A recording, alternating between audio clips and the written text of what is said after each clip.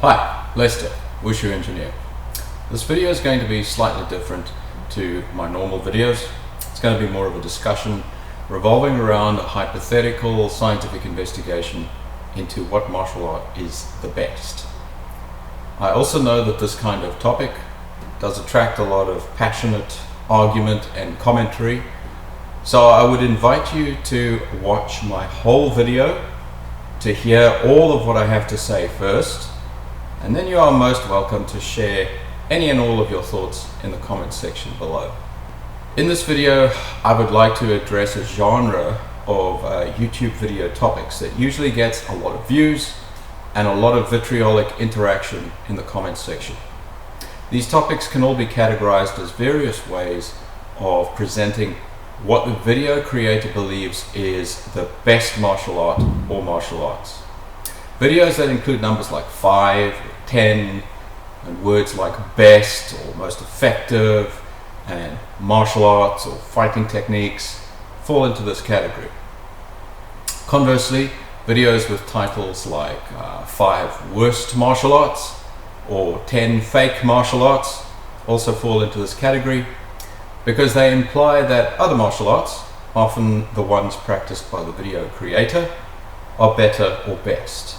You'll also notice that I don't have any thumbnails of these videos shown on the screen.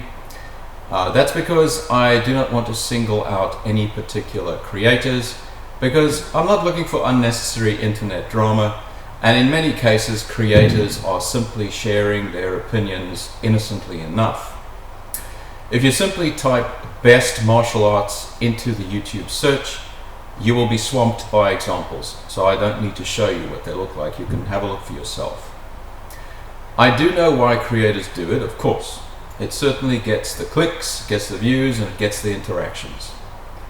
However, in this video, I will be demolishing the premise for these videos by simply presenting the kind of criteria that would have to be fulfilled in order for the opinions to expressed in these videos to have credibility that goes beyond mere opinion. As we all should know, opinions are only as relevant as the strength of their connection to reality. If they are detached from reality, if they do not reflect real-world data, or are untethered from any reliable and objective real-world data sets, they do not have any real value. The opinions expressed in these best martial arts videos are reflective of this, lacking the scientific foundation that would be required before they could be elevated to a position of objectivity. And yet, many of the creators that make these videos either imply that their opinions are factual or outright state their opinions as facts. Now, as an engineer and a co-owner of a scientific research facility, this makes me cringe inside. Although I do make mistakes, I take a lot of care to relay only information that is factually correct to the best of my knowledge. So I cannot understand the level of self-delusion or outright arrogance that would be required to state my opinion as fact. If I state an opinion of mine, I am very careful to communicate that it is merely an opinion. I should mention that some creators do present the best martial art topic in a slightly more thoughtful and nuanced way, indicating that they are aware that the information that they are presenting is merely opinion. But does this improve the reception of the topic, the impact that it has on the community and industry, or the relevance of the opinions expressed in the videos? What I find is that this kind of topic simply polarizes viewers into rival camps and often leads to blind, willful ignorance or confirmation bias, and I'm sure the thumping of many poor innocent keyboards the world over. Because there is such a glut of videos on YouTube that try to answer the question of what martial art is the best, I decided to go through the exercise of building a set of hypothetical criteria that would have to be satisfied in order to objectively find the best martial art scientifically. Firstly, when I talk about science, I may lose some of my viewers, because science has a bit of a bad reputation in some circles. However, science is at its heart simply the active search for objective truth. Science is evolving all the time as we learn new information about how everything works. It involves objective, logical, and methodical observation of phenomena under controlled conditions in order to minimize variables and ascertain a more factual and fundamental understanding of our universe. Science is perhaps one of the most powerful tools ever devised by humanity. While I'm not a professional scientist, as a qualified chartered engineer, I have studied various branches of science, such as physics, at university, and I also have to apply the scientific method in much of my engineering problem solving. I work together with the Wushu scientist, who is a professional published sports scientist, and who is currently actively engaged in research in conjunction with the University of Southern Queensland for the completion of her PhD. As members of a team who have been engaged in and are currently engaged in several research projects in the field of sports science directed specifically at martial arts performance, we are in a good position to lay the groundwork for developing the set of criteria that would be necessary to scientifically ascertain which martial art is best. First of all, before we can answer any kind of scientific research question, we have to very carefully and accurately define what the question actually is. Vagaries have no place in a scientific investigation. In this case, the question, what is the best martial art, has to be very clearly and accurately delineated and defined. The question is directed at martial arts. So, what is a martial art? Well, in this case, I have taken the Wikipedia definition of what a martial art is, just for convenience, and I'll have it up on the screen. And Wikipedia states the following: martial arts are codified systems and traditions of combat practiced for a number of reasons, such as self-defense, military and law enforcement applications, competition, physical, mental and spiritual development, entertainment, and the preservation of a nation's intangible cultural heritage. That is a very broad definition and can include anything from Western boxing to combat pistol shooting, to WWE wrestling, to Wushu-based circus performance, to military bayonet training. The list goes on and on. Hopefully you can tell already that this broad definition will complicate the investigation to a very high degree. As an example, how could one compare such diverse martial artists as a Wushu acrobatic performer and a military special forces operative? But we have only just begun to plumb the murky depths of the research question. Secondly, in order to effectively answer a question like what martial art is best, we need to establish what the comparison point is for martial arts performances. In other words, best at what? Are we asking whether the martial art is best for bare hand self-defense, best for weapon-based self-defense, best for firearm use, best for striking, best for grappling, best for strength development, best for reaction speed, best for mental focus, best at winning sporting competitions? Again, the list goes on and on and on and on. If we get really ridiculous and took that idea to extremes, we could try to establish what martial art is best for manual dishwashing speed. Because no doubt some martial arts practices would affect dishwashing speed. Now that is going to extremes, but hopefully you can see my point. There are hundreds of videos claiming to list the best martial arts, but very few actually define properly what they are in fact best at. They essentially say, here's my list of top martial arts, they're the best, trust me bro. Hopefully you can see by now that this trust me bro attitude has no place if we're trying to establish objective scientific facts. There is a very high level of detail that needs to be supplied here. Some may say, Well, the answer to the research question is obvious. It's best at fighting, of course. Now, I believe that many of my regular viewers are familiar with the multiplicity of fighting contexts and types, but the casual viewer may not grasp that there are actually many different types of fighting. Even within sports fighting alone, which is only a small subset of fighting itself, there are so many different types of sports fighting contexts and systems, such as boxing and Olympic wrestling, that do not support easy transitioning from one context to another. In other words, a champion boxer would struggle to compete in a wrestling match, and vice versa.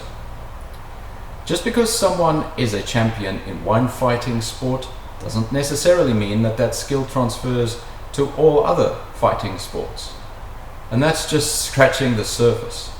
Outside of sports fighting, there is a whole universe of other fighting disciplines based on self-defense, armed fighting, military combat, etc. As an unfair and slightly silly example to stress the point further, many of the lists of top martial arts include various forms of MMA or BJJ.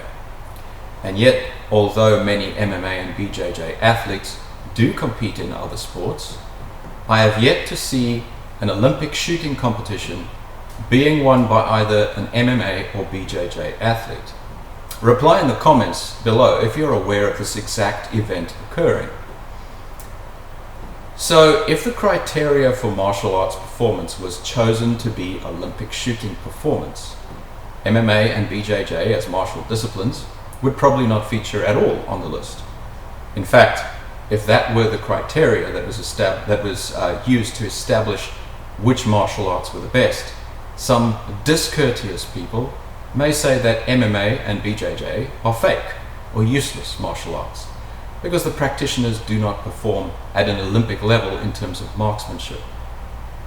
Yes, I agree that this is an unfair and discourteous observation because MMA and BJJ systems generally do not concentrate on teaching marksmanship as part of their training programs.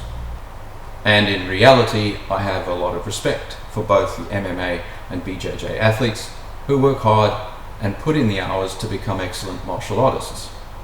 I merely use them as examples here because these systems are very popular and are often cited as effective martial arts.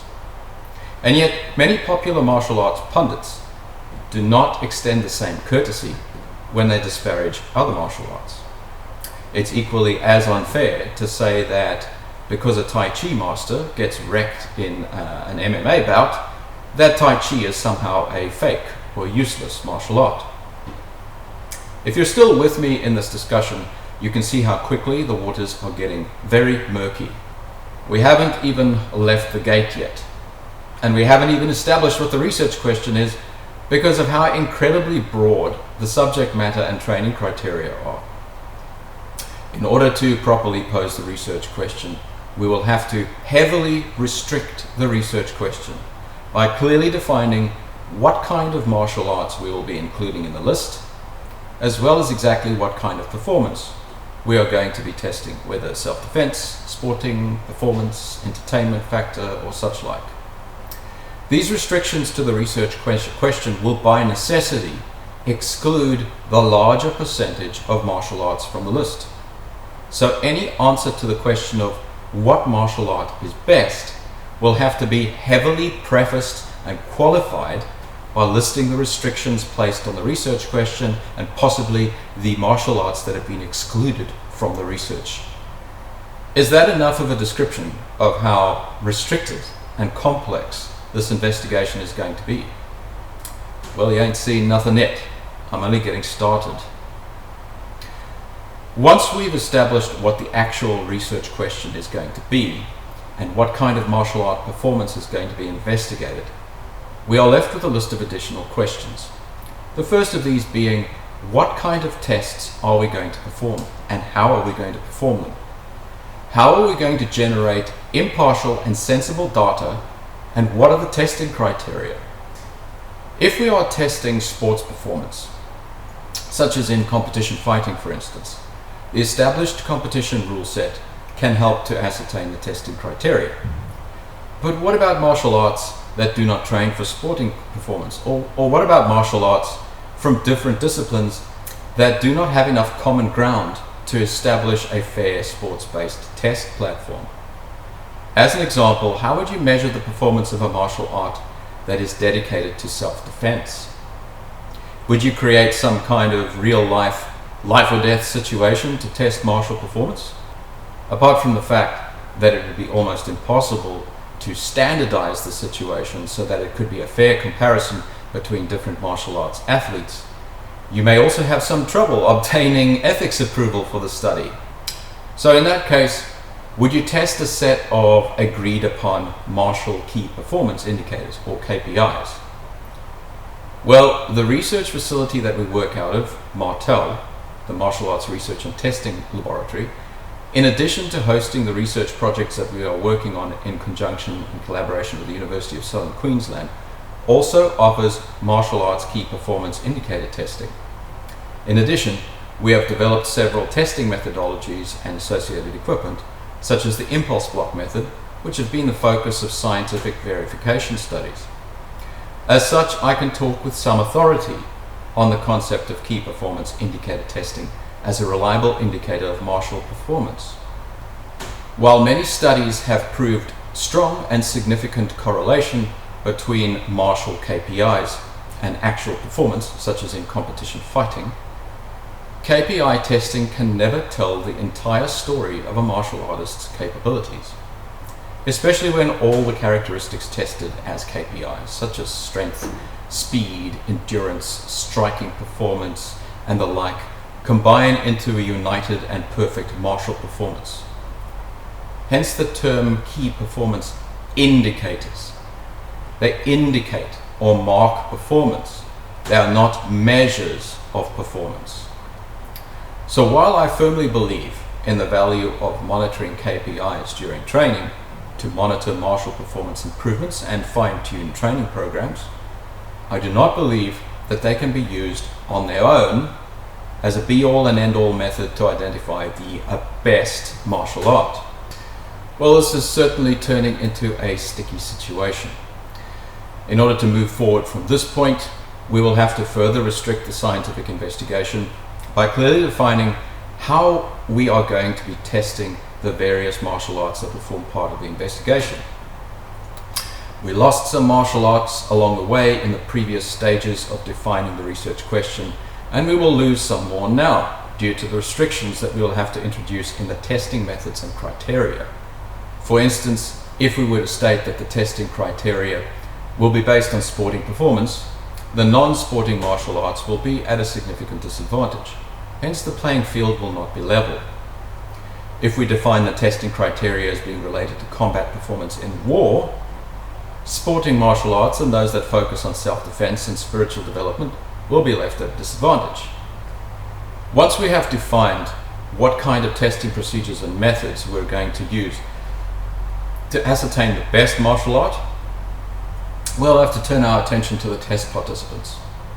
No individual is a true representation of a particular martial art, because martial art is an abstract idea or concept. It's not a person. It does not have concrete form. At best, it can be defined as a loose set of training activities and ideals often practiced by a large group of people. As such, those really annoying video titles that go something like Karate versus Judo, which is best, seem to miss the point that even in a fair test, you cannot test karate against judo because they are abstract concepts. You can only ever test Joe Schmo, who practices karate, against Pete Pompis, who practices judo. So the test is actually Joe Schmo versus Pete Pompis, who just happen to be practicing karate and judo respectively. This fact will have an effect on a number of test criteria in order to ensure that the playing field remains level. For instance, if Joe Schmo happens to be 65 years old, 4'6", 68 kilograms, has a gammy leg, and is blind in one eye, while Pete Pompis is 25 years old, 6'8", 150 kilograms, is an Olympic athlete, and has 120 kilogram grip strength. Could it be said that the test is fair? I would argue no. Joe Schmo and Pete Pompis have to be as evenly matched as possible to accurately test the effectiveness of the martial arts that they practice. This includes physical attributes such as height and weight, but also includes the intensity and duration that they have been training under. In addition, a single test between single individuals that represent different martial arts stands a high chance of yielding skewed results. If Pete Pompis has a particularly bad day or gets really unlucky during the test, that could reflect unfairly against the martial art that he represents. As such, multiple tests involving multiple individuals representative of various martial arts will have to be performed. So we're talking about testing between groups of individuals that represent particular martial arts, not between individuals. Depending on the tests that are going to be performed, there will be a minimum number of people that have to be present in each of the groups in order to achieve statistical significance in terms of the statistical analysis that will have to be performed on the data sets. Based on the kinds of tests that will have to be performed, I would estimate that a minimum of 10 participants would be required in each group representing a particular martial art in order to achieve statistical significance. So if we are merely testing between 10 different martial arts, which is a very, very, very limited set of martial arts, that would require at least 100 participants. That is a huge number of participants. And we've still only addressed a tiny fraction of the martial arts that are practiced around the world. In terms of the individuals that make up these groups, how do we ensure that they are matched to yield the most objective data set? Firstly, they have to be as physically similar as possible. This includes such considerations as height, weight, age, physical condition, and sex. Usually when we perform a test, we need the groups to be representative of the wider population. So including members of different genders that are physically matched in all test groups is important. Even finding a few individuals for a small scale study that are evenly matched is difficult. And I'm speaking from personal experience here. Finding 10 groups of 10 evenly matched individuals practicing different martial arts would be nearly impossible. However, this could be made a little bit easier by doing what we call a training intervention study, rather than a case control study. A case control study would involve recruiting individuals that are evenly matched from various martial arts and then simply doing a series of tests on them. As mentioned already, finding evenly matched individuals that happen to be practicing the desired martial art would be very difficult. In addition, how do you control for the intensity and duration of training that each of the participants has received outside of the controls of the investigation? You could find that some participants have only trained for 2 or 3 years and only twice a week at a moderate intensity. If those individuals were tested against individuals who have trained for over 10 years, 4 days a week at a very high intensity, you don't have to be a rocket scientist to work out that the results would be skewed in favor of the latter participants and wouldn't accurately reflect how well the martial art that they practice actually works. So for these reasons, a case control study would not be the kind of study that we would want to perform in this case. Instead, we would rather want to perform a training intervention study. A training intervention study involves picking physically matched individuals that are not training in the martial arts that you desire to test, and then putting them through a long duration training program of similar intensity in specific martial arts before testing them against each other. This approach will help to ensure that the test groups can be more evenly matched, and their training intensity and duration could be matched as well. Other significant factors that would have to be controlled for between the groups, there would be a range of them, but it would include things like nutritional intake and living environment. These would have to be matched in order to yield objective results. However, this leads to questions such as, at what point would they have trained long enough in a particular martial art to be said to be representative of it? A week? A month? 6 months? A year? 2 years? Whatever is decided, that duration would have to be repeated by all groups. In my opinion, a minimum of 1 year would be required before participants would have enough experience in a particular martial art to be at least somewhat representative of it. How representative that would be could become a lively debate, but anything past 1 year in terms of intervention studies becomes increasingly impractical and unsustainable because test participants start losing focus and going MIA. We often struggle to keep participants engaged in a study past the 3-month mark, let alone a year. A year is a very long duration training intervention study, and you could consider yourself an epic individual if you manage to keep it all together with all 100 participants fully engaged for so long. But let's just say that you did the impossible and kept everyone going on the training intervention study for a year. An additional consideration that you would have to figure into the training intervention is to ensure that all participants are either 100% familiar with the testing methodology that will be applied, or that all participants are 100% completely unfamiliar with the testing methodology. This will have to be considered in order to keep a level playing field, so that no single individual or group of individuals are favored by the type of test that is performed. As an example, if a group of karate practitioners are tested against a group of fencers, and the test protocols involve weapon fencing, that would be unfair on the karate practitioners because they would be unfamiliar with the testing methodology. So as you can see, if this was to be made fair, both the karate group and the fencing group would have to be taught fencing in order to participate in the testing methodology, which would kind of defeat the object of testing these martial arts against each other, because you would have to fundamentally change the nature of karate training to achieve a fair test. Lastly, as I've already implied in a few instances, in order to achieve fair and objective results, as many variables as possible would have to be eliminated by setting very strict controls in both the training interventions and the testing protocols.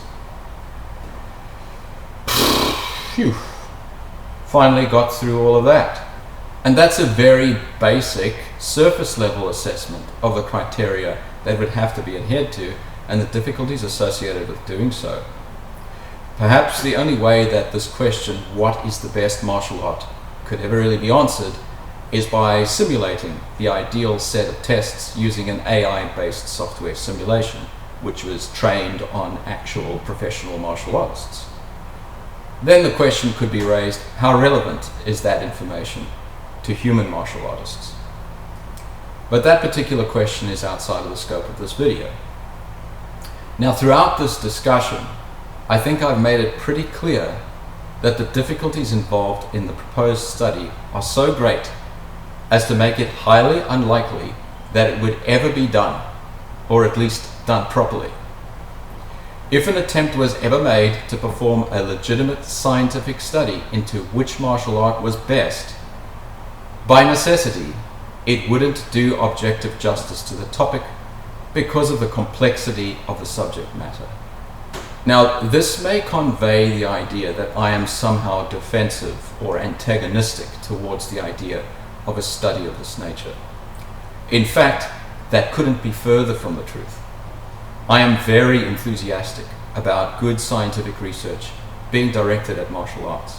That's why I'm doing what I'm doing in terms of my affiliation with Martel and my involvement in the Wushu scientists' research. In fact, you could say that we've made many sacrifices, both personal and financial, in order to do this. So we are absolutely passionate about this research. You have to be. What I believe is that if this hypothetical study were ever completed, that you may indeed find a few martial arts that were objectively better than all the others. with respect to the testing criteria that are applied. However, if the study was truly comprehensive enough to do the subject matter justice, it would no doubt determine that most martial arts had strong points that they were particularly good at compared to all the others, and that a simple minimalist approach of can all the martial arts that didn't make it in the top 5 list could forever lose valuable skill sets, tactics, and approaches from the general body of retained human knowledge. As an example of this, I practice traditional Kung Fu, or Wushu, as it is more correctly termed. Now, for the last few decades, Kung Fu has gained a pretty bad reputation for a number of reasons. One of these reasons is the fact that there are indeed some bad actors within the large body of practitioners of Chinese martial arts who prey on the credulous masses to amass wealth and fame and fraudulently claim to be more amazing than they really are. These characters have brought shame on the art when their egotism has been challenged by legitimate combat athletes and they've been proven to be incompetent. Another reason is that there are large commercial interests involved in the martial arts industry. It's in the best interests of these commercial entities and their very vocal and opinionated pundits that whatever martial arts that they promote are seen to be the best at pretty much everything. There are of course other reasons, but the drop in popularity in traditional martial arts has been one contributing factor to the death of many traditional Chinese martial arts. However, despite all of that, one of the lines of research that we are currently pursuing at Martel is focused on what we call the internal aspects of traditional Kung Fu. What we have already found in a previous research project is that the internal aspects of the training inherent in our system of traditional Kung Fu fundamentally changes how force is generated in the human body, in addition to the scale of force that can be generated. We are currently investigating this aspect with respect to its application to improving load carriage, well-being, force production, and combat performance in military personnel.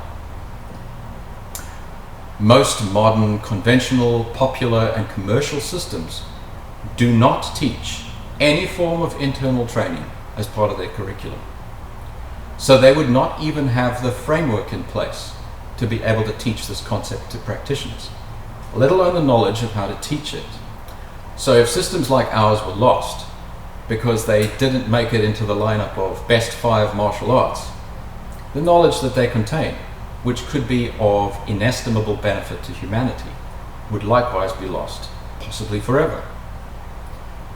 So the next time you see a video pop up claiming to provide a list of the best martial arts, ask if they have bothered to perform any kind of testing, and if so, whether or not they have fulfilled all of the necessary criteria for the tests to be scientifically valid in any real way.